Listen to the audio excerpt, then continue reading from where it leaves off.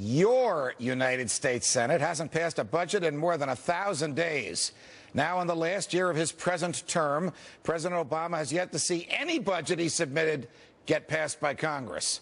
Our next guest is a bold proponent of limited government, a small business owner working hard in his first term as a United States Senator to bring change to Washington before it brings any change to him, the way it's changed so many idealists before him. We welcome back to Freedom Watch, good friend of the show, Republican Wisconsin Senator Ron Johnson. Senator, always a pleasure. Welcome here.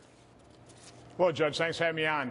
What are the chances that the president's budget will be scrutinized by the Senate and by the House and actually make it into law for the first time during Barack Obama's presidency? Well, we're going to be scrutinizing it. Whether it actually gets brought up on the floor of the Senate, I believe Leader McConnell has vowed to bring it up. I think the more relevant question is the Budget Committee in the Senate going to do its job, its work, and actually pass a resolution out of the committee by April 1st, and then will Senator Harry Reid make sure that we actually pass a budget, debate one, craft one, and pass a budget by April 15th, as we are required by law to do. He indicates that he sees no reason to do that, which I think is just a national scandal. One of your colleagues, Senator Jim DeMint from South Carolina, was on earlier in the show, and he made the argument that it is very difficult, nearly impossible, to compromise with people whose values, whose judgments, and whose goals are diametrically opposed to yours. One of the president's goals is to increase debt service, to fund entitlements through borrowing. You understand, as a small businessman, how that could lead us to what Greece looks like tonight. How do you compromise with an attitude like that?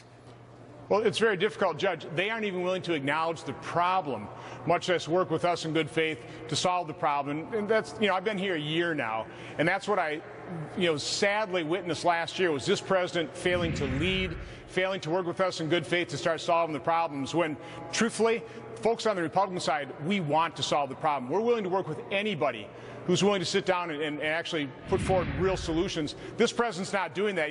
Take a look at this budget. They're claiming it's going to reduce the deficit by $4 trillion.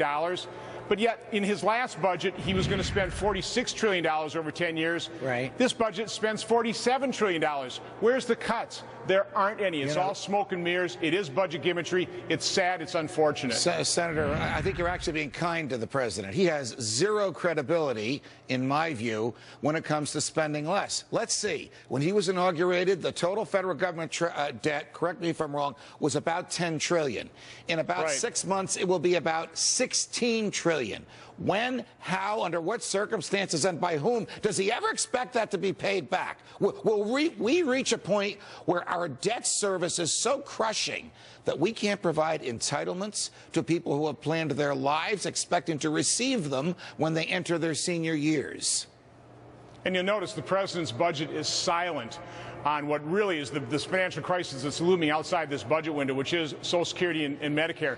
We actually want to save those programs. But, Judge, as a business person, if I hired somebody to come in to a business that's losing money, and that manager said, listen, I'll cut the loss in half after 4 years. First of all, I'd say it's going to take you 4 years.